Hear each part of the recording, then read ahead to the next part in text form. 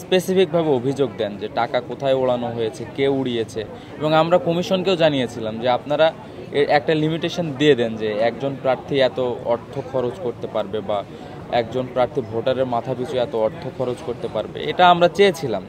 তো এই জায়গায় নির্বাচন কমিশনের ব্যর্থতা, এবং যারা এই সকল অভিযোগ দিচ্ছে আমরা আশা রাখবো যে তারা স্পেসিফিকভাবে লিখিত অভিযোগ জানাবে, বায়বীয় কোনো অভিযোগ না জানিয়ে স্পেসিফিকভাবে লিখিত অভিযোগ জানালে এটা যার বিরুদ্ধে অভিযোগ তাদেরও অ্যাড্রেস করতে সুবিধা এবং নির্বাচন কমিশনেরও অ্যাড্রেস করতে সুবিধা। ঈদের সময় শিক্ষার্থীরা যতটা আনন্দিত থাকেন এবং যতটা উৎসবমুখর পরিবেশ থাকে, ঠিক তেমনই একটা পরিবেশ এবং একটা সাজ উৎসবমুখর পরিবেশ আমরা রাজশাহী বিশ্ববিদ্যালয় ক্যাম্পাসে দেখতে পাচ্ছি। সর্বশেষ আমরা 17টি হলে আমরা প্রজেকশন মিটিং করার পরিকল্পনা ছিল, কিন্তু প্রশাসনের অসহযোগিতার কারণে আমরা শেষ 3টি হলে প্রজেকশন মিটিং করতে পারিনি। তো সেখানে আমরা যেটি লক্ষ্য করেছি, শিক্ষার্থীরা আমাদেরকে এত পরিমাণ ভালোবাসা দিয়েছেন যে আমরা যে আয়োজনটি করেছি সেই আয়োজনের 2 গুণ 3 গুণ পরিমাণ বেশি উপস্থিতি আমরা লক্ষ্য করেছি।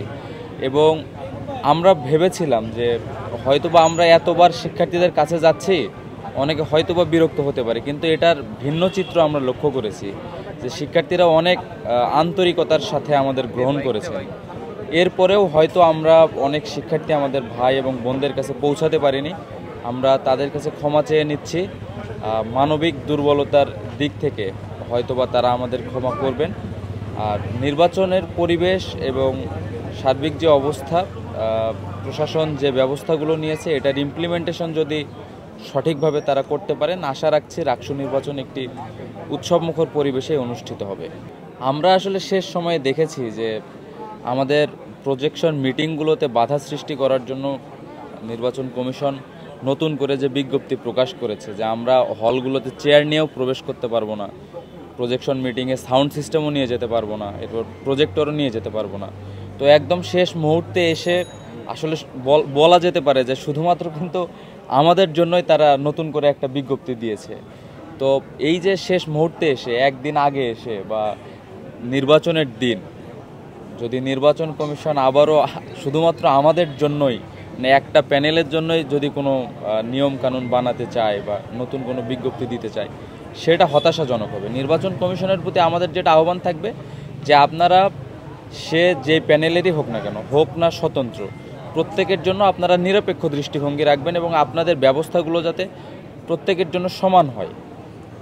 এবং লেভেল প্লেইং ফিল্ড বলতে আমরা যেটা বুঝি এবং নিরপেক্ষতা আমরা যেটা বুঝি, আমরা আশা রাখছি যে নির্বাচন কমিশন এবং বিশ্ববিদ্যালয় প্রশাসন এটা খুব ভালোভাবে তদারকি করবে এবং নির্বাচনের দিন আমাদের প্রার্থীদের যে করণীয়, ভোটারদের যে করণীয়, আমরা সকলেই সচেতন শিক্ষার্থী এবং আমরা আশা রাখছি আমরা আমাদের দায়িত্বগুলো সঠিকভাবে পালন করব। এবং শিক্ষার্থীদের কাছে আমি আহ্বান জানাবো যে আপনারা ভোট দিতে আসবেন, বন্ধুবান্ধব সকলে মিলে একসাথে একটা উৎসব এবং আনন্দকে সাথে নিয়ে ভোট দিতে আসবেন।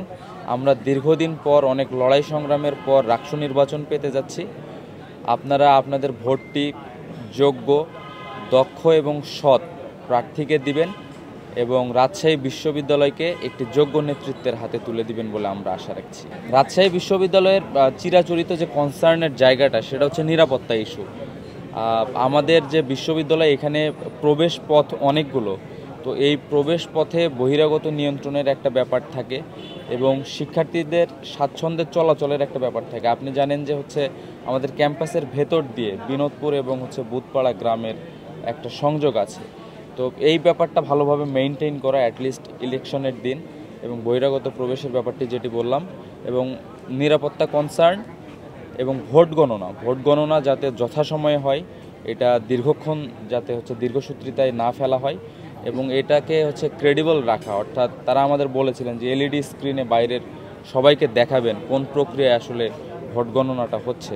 তো এই জায়গাটা যাতে নির্বাচন কমিশন তাদের কথা রাখে, এই আহ্বান জানাবো।